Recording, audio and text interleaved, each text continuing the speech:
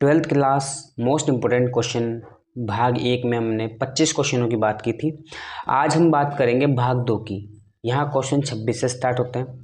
ये बड़े क्वेश्चन हैं। पहले वाले भाग के अंदर थे आधे नंबर और 1 नंबर के क्वेश्चन।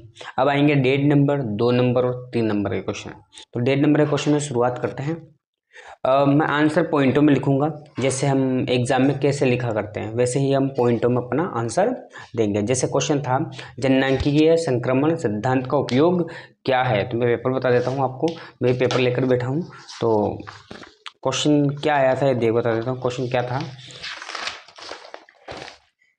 क्वेश्चन था जननांकीय संक्रमण सिद्धांत के उपयोग बताइए। तो जननांकीय संक्रमण सिद्धांत 1.5 नंबर का क्वेश्चन था, तो मैंने 2 उपयोग लिखे हैं पॉइंटों के अंदर। तो देखें आप, जननांकीय संक्रमण सिद्धांत के उपयोग। जननांकीय संक्रमण सिद्धांत का उपयोग किसी क्षेत्र की जनसंख्या के वर्णन तथा भविष्य को जनसंख्या के पूर्वानुमान के लिए किया जाता है। तो जननांकीय संक्रमण सिद्धांत का उपयोग क्या है? तो जनसंख्या का वर्णन करना या जनसंख्या का भविष्य के लिए पूर्वानुमान लगाना, यही जननांकीय संक्रमण सिद्धांत का उपयोग है। और किस उपयोग में आता है? तो किसी प्रदेश की जनसंख्या उच्च जन्म और उच्च मृत्यु से निम्न मृत्यु में परिवर्तित होना, ये परिवर्तन अवस्थाओं में होते हैं, जिन्हें सामूहिक रूप से जननांकीय चक्र के रूप में जाना जाता है। तो ये था जननांकीय संक्रमण सिद्धांत।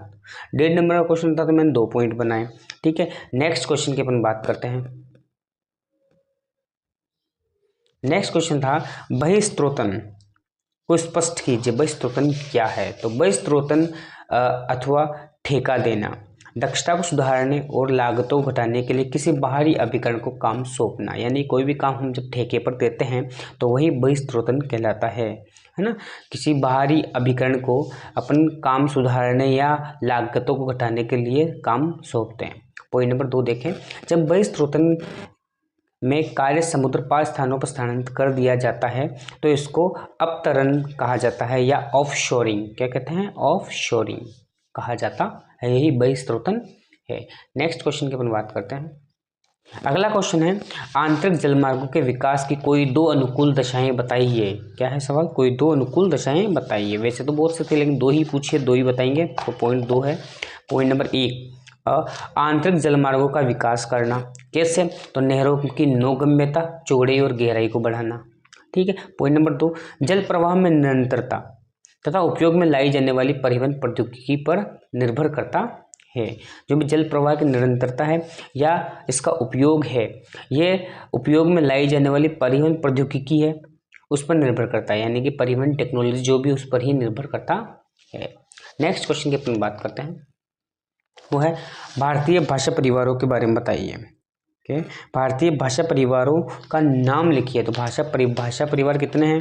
भारतीय भाषाओं को बोलने वाले 4 भाषा परिवार जुड़े हुए हैं। नंबर 1 ऑस्ट्रिक, जिसे हम निषाद कहते हैं, ये कितना है? 1.38%। दूसरा है द्रविड़, जिसे हम कहते हैं 20%। ठीक है। चीनी तिब्बती, जिसे हम किरात कहते हैं, यह है 0.85%, है ना।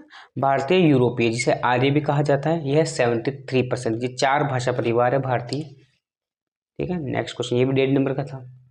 नेक्स्ट क्वेश्चन है पर्वतीय क्षेत्रों के विकास के कोई 3 सुझाव दीजिए। सुझाव तो और भी थे लेकिन 3 पूछा, 3 ही लिखेंगे। 1.5 नंबर का क्वेश्चन है। पॉइंट नंबर 1, स्थानीय संसाधनों एवं प्रतिभाओं का विकास करना, जीविका निर्वाह अर्थव्यवस्था में निवेश उन्मुख बनाना, और तीसरा जो पॉइंट है पिछड़े क्षेत्रों की बाजार व्यवस्था में सुधार करके श्रमिकों को लाभ पहुंचाना। सबसे इंपॉर्टेंट यह है पर्वतीय क्षेत्रों के विकास के सुझाव। अगले क्वेश्चन की अपन बात करते हैं, उपग्रह संचार पर टिप्पणी लिखी है। तो उपग्रह संचार है क्या? तो उपग्रह संचार प्रणाली की स्थापना 1983 में हुई।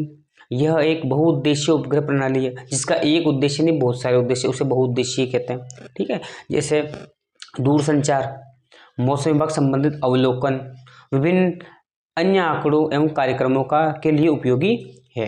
और किस लिए काम आता है? तो उपग्रह से प्राप्त चित्रों से हम मौसम का पूर्वानुमान लगा सकते हैं। भाई कल बरसात होगी या नहीं होगी, या कल चक्रवात आएगा या नहीं आएगा। प्राकृतिक आपदाओं पर निगरानी रखने के काम में आता है। सीमा क्षेत्रों पर चौकसी आदि के उपयोग में आता है। सीमा क्षेत्र पर कोई देश आगे बढ़ रहा है या पीछे खिसक रहा है, ये देखने के लिए भी हम उपग्रह संचार प्रणाली का उपयोग करते हैं। नेक्स्ट क्वेश्चन, विनिर्माण। अब जो क्वेश्चन चालू है वो 2 नंबर के, ये 1.5 नंबर के क्वेश्चन थे, अब 2 नंबर के क्वेश्चन चालू है। इसमें क्वेश्चन था कि विनिर्माण क्या है, विनिर्माण से क्या आशय है, आधुनिक बड़े पैमाने पर होने वाले विनिर्माण उद्योग को विशेषता बताइए। तो देखते हैं, विनिर्माण से आशय किसी भी वस्तु का उत्पादन से, जैसे कि किसी वस्तु का जब अपन दोबारा बनाते हैं तो उसको विनिर्माण कहते हैं। जैसे प्राथमिक क्रिया के अंदर आती है कृषि, कृषि में हमने गन्ने की कृषि की, ठीक है, अब गन्ने से हमने शक्कर या गुड़ बना लिया, तो दोबारा जो निर्माण कैसे ही विनिर्माण कहते हैं। और भी बहुत सारी चीजें आती है विनिर्माण करने, जैसे हस्तशिल्प कार्य से लेकर लौह इस्पात उद्योग को गढ़ना तक, ठीक है, प्लास्टिक के खिलौने बनाना, कंप्यूटर के अतिरिक्त सूक्ष्म घटकों को जोड़ना एवं अंतरिक्ष यान निर्माण इत्यादि सभी प्रकार के उत्पादन को निर्माण के अंतर्गत ही माना जाता है, ठीक है। अब अगला सवाल था, बड़े पैमाने के आधुनिक बड़े पैमाने पर होने वाले विनिर्माण की विशेषता बताइए। तो इसकी 4 विशेषताएं। पहला है कौशल का विशिष्टीकरण, आधुनिक जो बड़े उद्योग हैं उनमें स्किल डेवलपमेंट होता है, तो कौशल का विशिष्टीकरण होता है, उत्पादन की विधियां भी बदली है, ठीक है। दूसरा है पॉइंट है यंत्रीकरण, यंत्रों पूरी काम मशीनीकरण से हो रहा है। तीसरा प्रौद्योगिकी नवाचार, टेक्नोलॉजी में जो नयापन आ रहा है वो भी है। अनियमित भौगोलिक वितरण, भूगोल के अंदर जो अनियमित वितरण कहीं ज़्यादा कहीं कम, ये भौगोलिक अनियमित वितरण है, यही बड़े पैमाने के उद्योगों के विनिर्माण की विशेषताएं हैं। नेक्स्ट क्वेश्चन की अपन बात करें, ये भी 2 नंबर क्वेश्चन है। उद्योगों की स्थिति को प्रभावित करने वाले कारक, कहने का मतलब है कहीं भी हम उद्योग लगाएंगे तो क्या देखकर लगाएंगे, कैसी स्थिति को देखकर लगाएंगे। तो पॉइंट नंबर 1, बाजार तक अभिगम्यता, उद्योग के आसपास कहीं बाजार हो वहीं हम उद्योग लगाना पसंद करेंगे, या उद्योग की स्थिति को प्रभावित करता है कारक। दूसरा पॉइंट है कच्चे माल की प्राप्ति, किसी भी उद्योग के लिए बेसिक चीज होती है कच्चा माल, तो जहां पर कच्चा माल आसानी से उपलब्ध हो जाए वहीं उद्योगों की स्थिति रहेगी। नेक्स्ट है श्रम आपूर्ति की विगम्यता, जहां श्रमिक आसानी से मिल जाए, है ना। शक्ति साधनों की विगम्यता, शक्ति साधन यानी बड़े बड़े मशीनें या बड़े बड़े साधन जहां लगने की जगह हो वैसी जगह हम उद्योगों की स्थिति रखेंगे। परिवहन एवं संचार की सुविधाओं तक विगम्यता, परिवहन जहां आसानी से बड़ी गाड़ियां निकल सकती हों या परिवहन के अच्छे सड़कें हों, रोड हो, हाईवे हो, उसके पास से उद्योगों की स्थिति रहती है, तो ये भी उद्योगों की स्थिति को प्रभावित करने वाला एक कारक है। देखो नेक्स्ट क्वेश्चन की अपन बात करते हैं, वर्षा जल संग्रहण, वर्षा जल संग्रहण किसे कहते हैं, ठीक है, और इसके लाभ बताओ। तो वर्षा जल संग्रहण विभिन्न उपयोगों के लिए वर्षा के जल को रोकने एवं एकत्र करने की एक विधि है। मतलब जल का और भी कितने उपयोग हैं उनको, उसके लिए जल को अपन रोकते हैं या संरक्षित करते हैं। इसका उपयोग भूमिगत जलभृतों के पुनर्भरण के लिए भी किया जाता है। इसके लाभ क्या क्या हैं, तो लाभ देख लेते हैं। वर्षा जल संग्रहण पानी की उपलब्धता को बढ़ाता है, नंबर 1। भूमिगत जल स्तर को नीचा होने से रोकता है, ठीक है। फ्लोराइड और नाइट्रेस जैसे संदूषकों को कम करके अवमिश्रण भूमिगत जल की गुणवत्ता को बढ़ाता है। मृदा अपरदन एवं बाढ़ को रोकता है। यदि इसे जल भृतों का पुनर्भरण के लिए उपयोग किया जाता है तो यह तटीय क्षेत्रों में लवणीय जल के प्रवेश को रोकता है। नेक्स्ट क्वेश्चन की बात करते हैं, भारतीय जल नीति 2002 की मुख्य विशेषताएं क्या क्या है। तो मुख्य विशेषता इसने तो 4 पूछी है लेकिन अपन 5 लिखी है मैंने। पेयजल सभी मानव जाति एवं प्राणियों को उपलब्ध कराना पहली प्राथमिकता होनी चाहिए। दूसरा इसका विशेषता है भौमजल के शोषण को सीमित एवं नियमित करने के लिए उपाय करने चाहिए। तीसरी बात वाले जल के सभी विविध प्रयोगों को कार्यक्षमता सुधारनी चाहिए।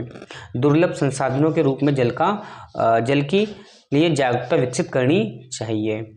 शिक्षा विनिमय उपक्रमों, प्रेरकों एवं अनुक्रमणों द्वारा संरक्षित चेतना बढ़ानी चाहिए। अगले क्वेश्चन की अपन बात करते हैं, परंपरागत ऊर्जा स्रोत, ठीक है। इसमें बोला भारत के ऊर्जा के अपरंपरागत स्रोतों का वर्णन करो। तो कौन कौन से अपरंपरागत स्रोत क्या होते हैं, देखें। कोयला, पेट्रोलियम, प्राकृतिक गैस, नाभिकीय ऊर्जा जैसे जीवाश्म ईंधन के स्रोत, सामीप्य ऊर्जा माल का उपयोग, कच्चे माल का उपयोग करते हैं।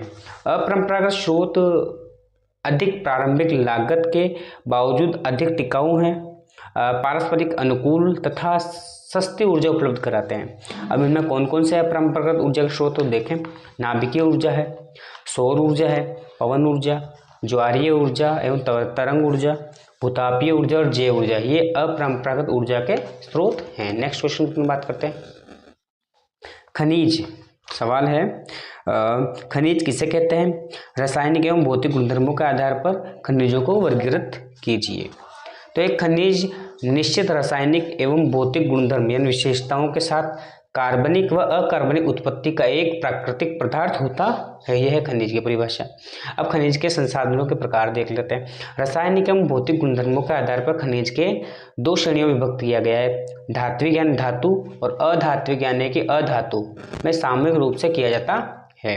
नेक्स्ट क्वेश्चन की अपन बात कर लेते हैं।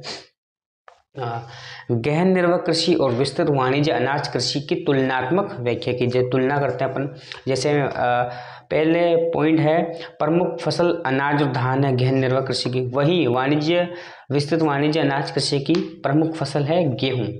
दूसरी बात करते हैं खेतों का आकार छोटा होता है गहन निर्भर कृषि में, वहीं विस्तृत वाणिज्य कृषि में खेतों का आकार बड़ा होता है। यंत्रों की अपेक्षा मानव श्रम अधिक महत्व है, ठीक है, लेकिन यहाँ सभी कार्य यंत्रों के द्वारा संपन्न किए जाते हैं। कृषि के प्रकार, नेक्स्ट क्वेश्चन है कृषि के प्रकार। भारतीय कृषि के प्रकार बताइए। तो कृषि है क्या? आर्द्रता के प्रमुख उपलब्ध स्रोतों के आधार पर कृषि को संचित कृषि और वर्षा निर्भर यानी कि बारहनी कृषि में वर्गीकृत किया जाता है। संचित कृषि में भी सिंचाई के उद्देश्य के आधार पर दो अंतर पाए जाते हैं, जैसे रक्षित सिंचाई कृषि और उत्पादन सिंचाई कृषि। वहीं वर्षा निर्भर कृषि की बात करें तो वर्षा निर्भर कृषि भी कृषि ऋतु के उपलब्ध आर्द्रता मात्रा के आधार पर दो वर्गों में विभक्त है, शुष्क भूमि कृषि और आर्द्र भूमि कृषि में बांटी गई है। नेक्स्ट क्वेश्चन देख लेते हैं अपन। वाणिज्य पशुधन पालन क्या है? तो वाणिज्य जलवासी पशुचारण की अपेक्षा वाणिज्य पशुधन पालन अधिक व्यवस्थित एवं पूंजी प्रधान है। वाणिज्य पशुधन पालक पश्चिमी संस्कृति से प्रभावित हैं एवं फर्म भी इनके स्थायी होते हैं।